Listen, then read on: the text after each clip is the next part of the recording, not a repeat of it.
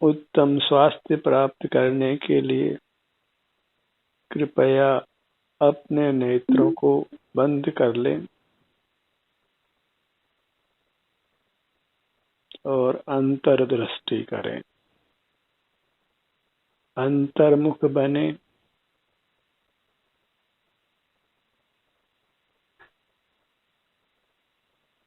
अंतर्मुख होने पर हमें अपने शरीर के विभिन्न भागों में अप्रिय संवेदना अनुभव में आती है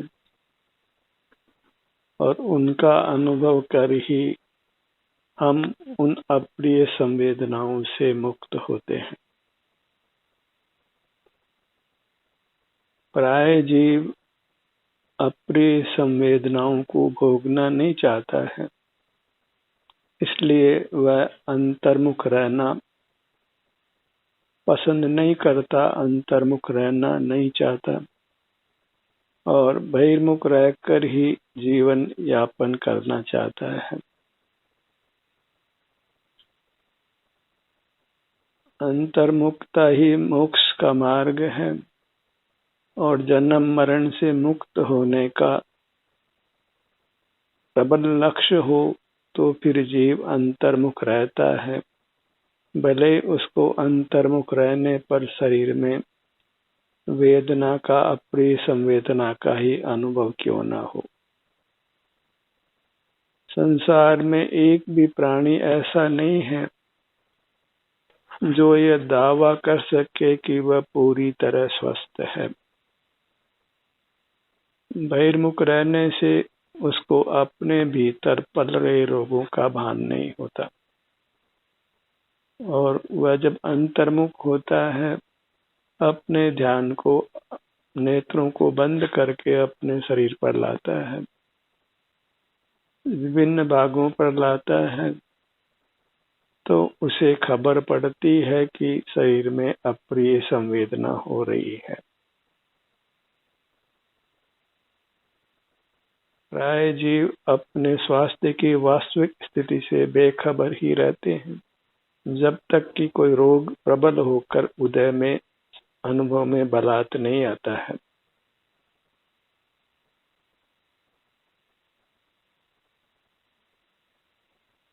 और जब भी वेदना होती है तो फिर वह उससे मुक्त होने के लिए चिकित्सा का सहारा लेता है, प्राय उसको सहन करना नहीं चाहता। इसीलिए जीव संसार से पार नहीं हो पाते, संसार में ही परिभ्रमण करते रहते हैं। कितना ही काल बीता इसका कोई माप नहीं है। अनादि का जीव अनंत काल से संसार में जन्म मरण कर रहा है और संसार से मुक्त नहीं हो पा रहा है। इसका एक ही कारण है कि वह अंतर्मुख होना नहीं चाहता या अंतर्मुख होने से मोक्ष की प्राप्ति होती है, उसकी उसे खबर नहीं है। बाहर ही रहकर वह सुख पाने का प्रयत्न करता है और भले कितना ही प्रयत्न करे, वह बहिर्मुख रहकर उत्तम स्वास्थ्य को हासिल नहीं कर सकता है, उत्तम सुख को प्राप्त नहीं कर सकता है।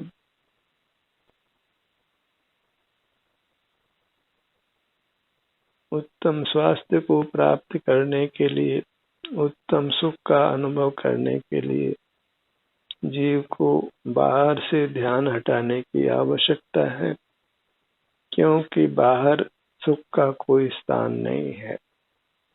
जीव स्वयं सुख स्वरूप ही है, इसलिए उससे अपने से युक्त होने की आवश्यकता है। फिर अपने से युक्त होने पर भले ही उसको वेदना का अनुभव क्यों न हो, अपने से युक्त होना अर्थात अंतर्मुख होना, अपने ही विस्तार से युक्त रहना, अपने ही शरीर में उपस्थित रहना। इस मूर्त देह में ही जीव का निवास है, जीव का आभ्यंतर शरीर है और उसका सुख है। शरीर से बाहर वह नहीं है, उसका सुख नहीं है। इसलिए भले ही वह बहिर्मुख रहता हो, पर उससे वह कदापि सुखी नहीं हो सकता है, जन्म मरण से पार नहीं हो सकता है, परमात्म दशा को प्राप्त नहीं कर सकता है। और जब संसार में रहेगा तो उसे नाना योनियों में भी जन्म लेना होगा और प्रतिकूल परिस्थितियों में भी जीना होगा। वहाँ असह्य दुख भी आएंगे, बार बार मरना भी होगा, नाना प्रकार के कष्टों से गुजरना होगा। इससे अच्छा यही है कि वह अंतर्मुख हो, और अंतर्मुख होने से शरीर के किन्हीं भागों में अप्रिय संवेदना भी हो तो उसको सहन करके रहे। जब तीव्र उदय आवे, तीव्र रोग हो और फिर बलजोरी से दुख सहना पड़े, उससे अच्छा है कि वह स्वेच्छा से अंतर्मुख होकर शरीर में जो भी वेदना है, किसी भी भाग में कोई रोग है, उस कारण से अप्रिय संवेदना है, उसका वह अनुभव करके अपने को कर्मों से मुक्त करे।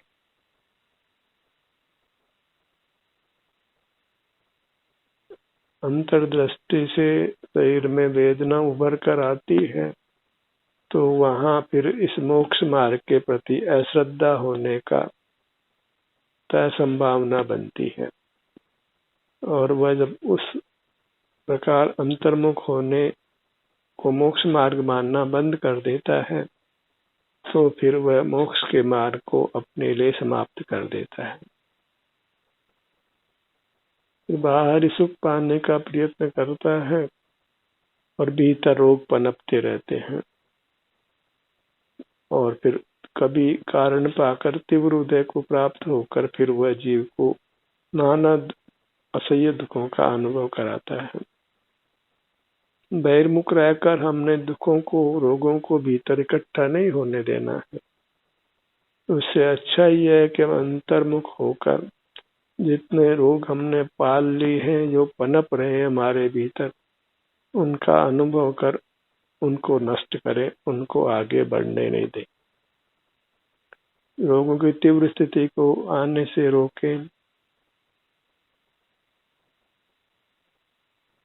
ध्यानाभ्यास का ये कार्यक्रम बस स्वास्थ्य को प्राप्त करने के लिए है, उत्तम स्वास्थ्य को प्राप्त करने के लिए है, क्योंकि उत्तम स्वास्थ्य ही उत्तम सुख है।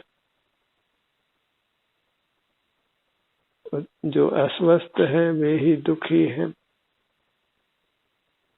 भले उनके पास कितनी संपदा हो, परिजनों का, मित्रों का संयोग हो, तथापि जीव अस्वस्थ है तो फिर वह वेदना का, दुख का अनुभव करता है, और कभी तो इतनी पीड़ा को भोगता है कि असह्य होने पर वह स्वयं आत्महत्या भी कर देता है।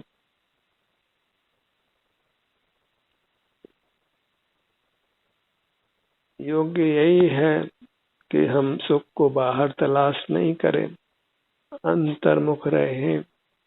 भले ही अंतर्मुख रहने पर हमें अपने विस्तार में, अपने आभ्यंतर काया में, इसके किन्हीं भागों में अप्रिय संवेदना का भी अनुभव करना पड़े, पर वास्तव में वह अनुभव करके हम कर्मों के बंधन से मुक्त होते हैं, कर्मों का दंड भोग कर कर्मों से मुक्त हो जाते हैं।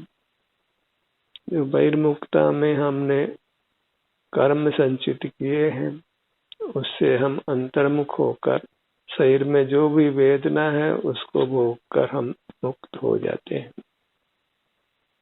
प्राय धर्मी जन शरीर में जो वेदना है उसका अनुभव करने को मोक्ष मार्ग नहीं मानते हैं, सुख के अनुभव को ही मोक्ष मार्ग मानते हैं। पर सुख दुख का अनुभव में आना वह हमारे हाथ में नहीं है, अंतर्दृष्टि करना ही बस हमारे हाथ में है। और अंदर यदि कोई रोग पनप रहा है, हम यदि अस्वस्थ हैं, तो अंतर्दृष्टि करने पर वह अस्वास्थ्य की स्थिति प्रकट होकर हमें अनुभव में आती है। उससे बचाव का कोई मार्ग नहीं है। भले ही अंतर्दृष्टि के नाम पर वो विकल्प करके उससे बचना चाहे, तो वास्तव में वह अंतर्दृष्टि करता ही नहीं है, केवल विकल्प करके ही संतुष्ट होता है। और विकल्प करता हुआ जीव वास्तव में बहिर्मुख है, क्योंकि अंतर्मुख दशा स्वसंवेदन की दशा निर्विकल्प होती है, जहाँ अपना सुख दुख का संवेदन है। उस क्षण में कोई विकल्प नहीं है, उस क्षण में कोई राग द्वेष नहीं है। भले ही कोई ध्यान के कराने वाले, खासकर विपश्यना वाले, कहते हैं कि वेदना है तो उससे द्वेष मत करो, आराम है तो उससे राग मत करो। और जिस क्षण भी हम शरीर में आराम या वेदना की स्थिति का अनुभव करते हैं, उस क्षण वास्तव में नियम से राग और द्वेष होता ही नहीं है। से राग मत करो, द्वेष मत करो, ये सब कथन मिथ्या है। वे वास्तव में स्वसंवेदन की दशा को यथार्थ रूप से जानते नहीं है। अंतर्मुख जीव निर्विकल्प ही होता है, वीतराग ही होता है। केवल आंख बंद करने का नाम ही अंतर्मुखता नहीं है, मौन रहने का नाम ही अंतर्मुखता नहीं है। जो शरीर में स्वास्थ्य की स्थिति है, सुख दुख की स्थिति है, उसके अनुभव का नाम अंतर्मुखता है। केवल अपने सन्मुख हुआ और वहां स्वास्थ्य की स्थिति का अनुभव नहीं हुआ, तो वह वास्तव में अंतर्मुख हुआ ही नहीं है, भले ही अपने आप को अंतर्मुख मान लेता हो। जैसे मिश्री को हमने जीभ पे रखा और मिठास का अनुभव नहीं हुआ, तो हम ये कहेंगे कि उसने मिश्री को ने किसी और वस्तु को मुख में रखा है। क्यों? मिश्री को मुख में रखे तो मिठास का अनुभव अवश्य होता है। जब हम अपने सन्मुख होते हैं तो हमें अपने सुख दुख का, अपने आभ्यंतर काया के सुख दुख का अनुभव नियम से अवश्य होता है। और मैं नहीं करता हूँ अनुभव, या मुझे अनुभव नहीं होता है, तो वास्तव में वह अपने सन्मुख हुआ ही नहीं है। बस अब मान लिया है उसने कि मैं अंतर्मुख हुआ हूँ। विकल्पों में जीता हुआ जीव ही अपने आप को कभी अंतर्मुख मान लेता है। अंतर्मुखता का स्वरूप यही है कि अंतर्मुखता में अपने स्वास्थ्य के स्थिति का अनुभव वेदन होता है। जो भी सुख दुख की स्थिति है उसका अनुभव होता है। और जब शरीर में अस्वास्थ्य की स्थिति है तो प्रथम ही वह हमारे अनुभव में आती है, हमारा ध्यान सोर्स होता जाता है, क्योंकि अंतर्दृष्टि से कर्मों का नाश होता है। और कर्मों का नाश होता ही तब है जब उस वेदना को भोग कर्म से मुक्त होते हैं। प्रथम तीव्र कर्म नाश को प्राप्त होते हैं, और तीव्र कर्म है वो फल दिए बगैर नष्ट नहीं होते हैं। इसलिए अंतर्दृष्टि कीजिए, और शरीर के किन्हीं भागों में अप्रिय संवेदना है तो उसको प्रीति से, रोचक भाव से ही अनुभव में लीजिए। रोचक भाव से इसलिए कि यह हमें दुखों से मुक्त करने का एक ही तरीका है। इसी विधि से हम दुखों से मुक्त होकर उत्तम स्वास्थ्य को, सुख को पा सकते हैं, निर्वाण को पा सकते हैं। उत्तम स्वास्थ्य और उत्तम सुख की दशा वह वास्तव में निर्वाण की दशा है, मोक्ष की दशा है। उसके पहले नियम से शरीर में अल्पाधिक अस्वास्थ्य की स्थिति रहती है, और अंतर्दृष्टि करने पर वह हमारे अनुभव में आती है। इसलिए ध्यानाभ्यास करने की इच्छा रखने वालों को, मोक्ष की कामना वालों को, जन्म मरण से मुक्त होने की इच्छा करने वालों को अंतर्दृष्टि करना चाहिए, अंतर्मुख रहना चाहिए। भले ही अंतर्मुख रहने पर शरीर में अप्रिय संवेदना का अनुभव हो।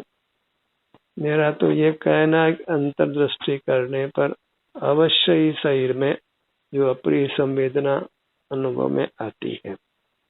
कोई भी जीव दावा कर ही नहीं सकता है कि उसके शरीर में कोई वेदना नहीं है।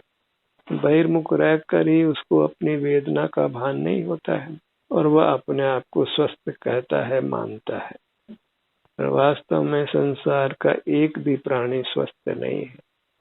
स्वस्थ तो वास्तव में परमात्मा होते हैं।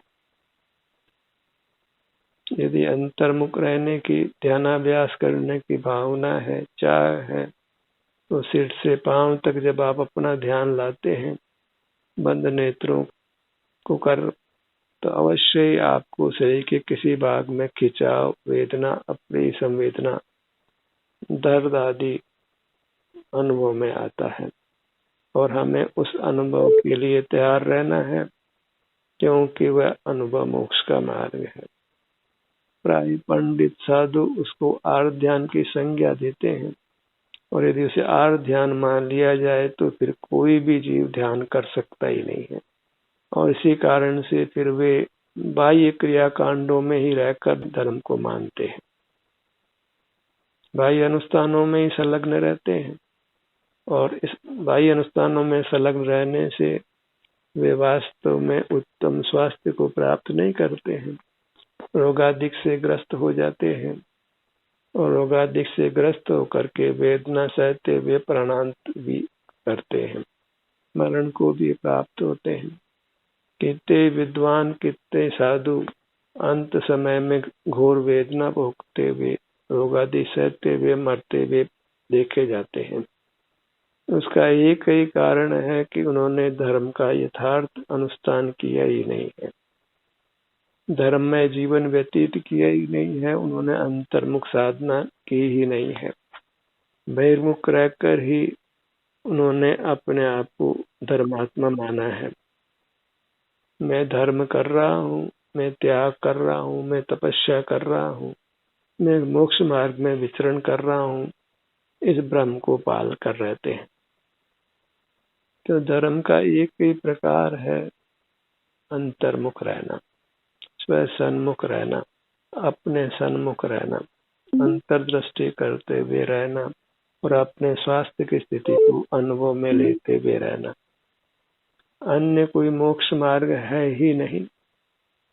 क्रियाकांड में, ज्ञान कांड में भले कोई मोक्ष मान ले, बहिर्मुखता मोक्ष मार्ग नहीं है।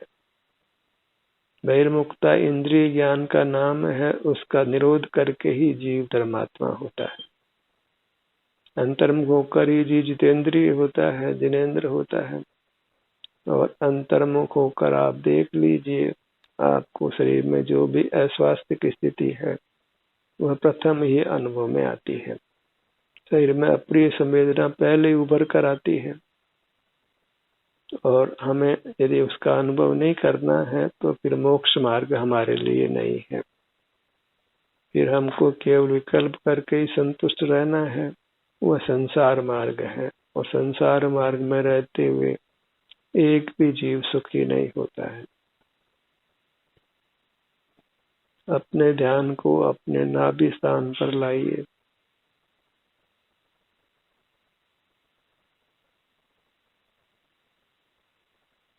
श्वसन क्रिया के लिए पेट फूलता है, सिकुड़ता है, उसमें अवरोध पैदा मत करिए। यह एक स्वाभाविक स्थिति है जो संसार में घटती है, हमें उस स्थिति को मात्र अनुभव में लेना है।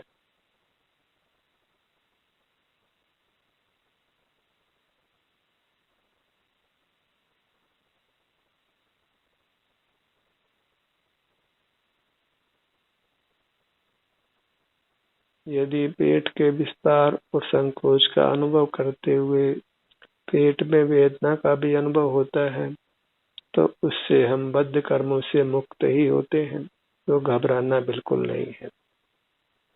जो वेदना से घबरा जाता है वह फिर मोक्ष मार्ग के लिए अयोग्य हो जाता है, मोक्ष मार्ग को साध नहीं सकता है।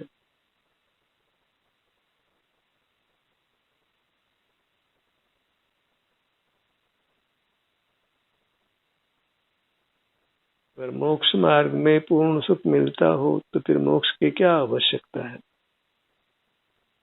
मोक्ष मार्ग की मिश्र दशा है, जिसमें अंतर्मुख रहने से शरीर में वेदना का, अप्रिय संवेदना का अनुभव होता है, तथापि बहिर्मुख नहीं रहने से, राग आदि की उत्पत्ति नहीं होने से शांति का अनुभव भी होता है। स्वास्थ्य में सुधार भी आता है।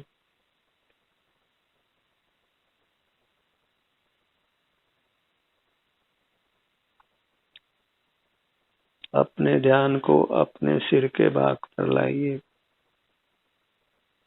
अपने ऊपर की सीमा।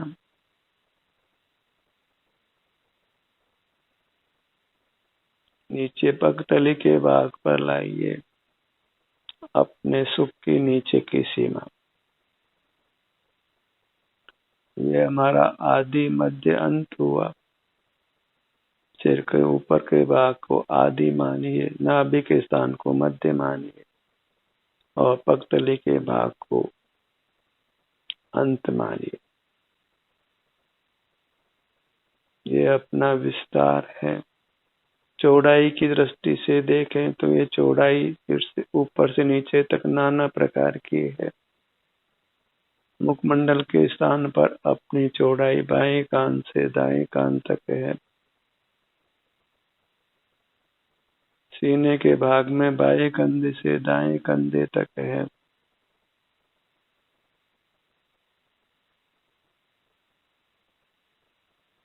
फिर धीरे धीरे घटते हुए फिर पांव तक सबसे कम चौड़ाई रहती है।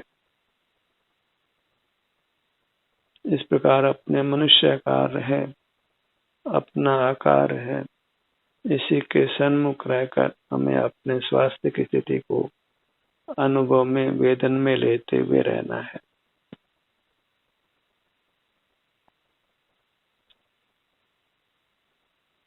और संसार में जीव को नाना प्रकार के अंग उपांग मिलते हैं, जिससे यह हमारा बहिर्मुख जीवन चलता है। उस स्थिति को जैसी भी हमें मिली है स्वीकार करते हुए अंतर्मुख रहना है।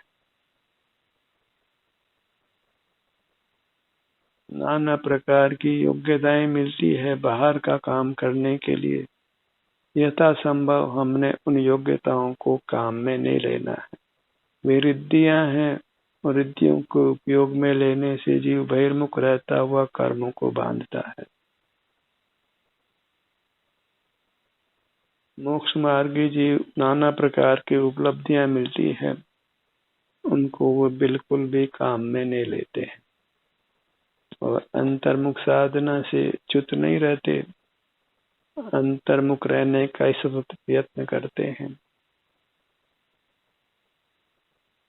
और अंतर्मुख रहने से जो भी अप्रिय संवेदना मिलती है उसी को कर्म का परिचय मान करके सहन करते हैं,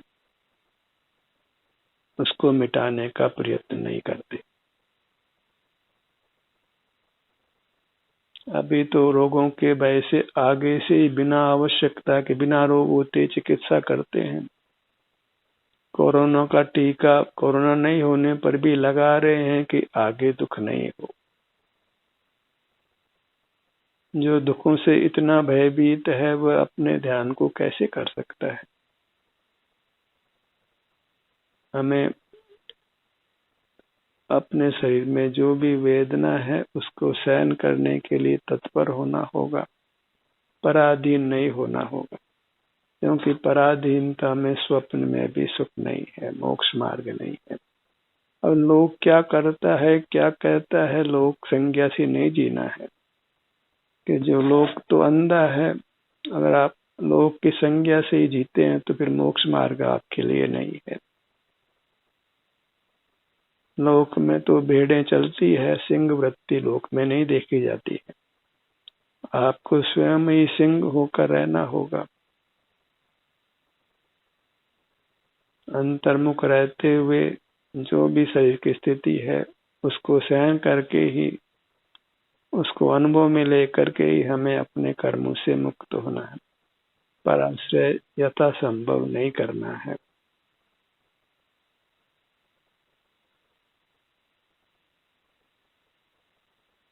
मुखमंडल पर नाना अंग उपांग हैं, उनको बारी बारी से अनुभव में लीजिए।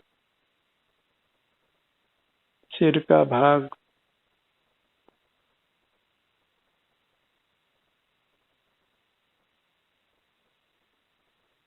ललाट का भाग, हर भाग में जो स्वास्थ्य की स्थिति है वह आपके अनुभव में आती है।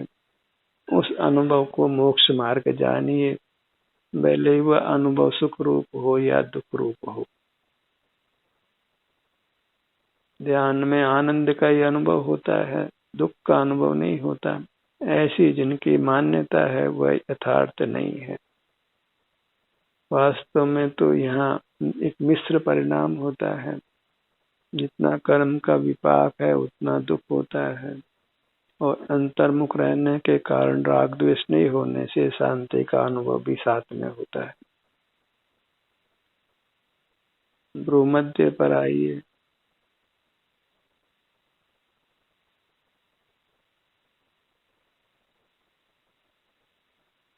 दोनों नेत्र,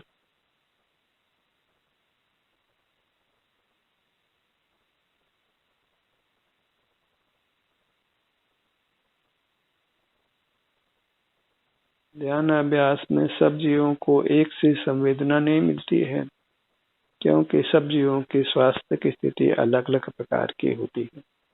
इसलिए परस्पर तुलना बिल्कुल करना नहीं।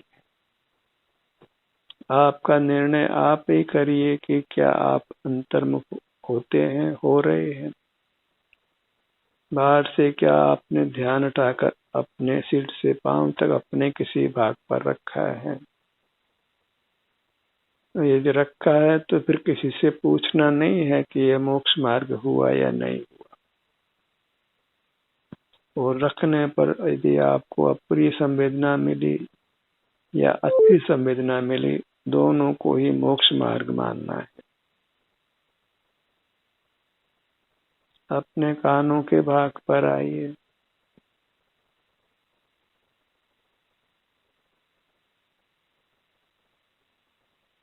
कानों का बाहर का हिस्सा मानो ध्यान के लिए ही बना है।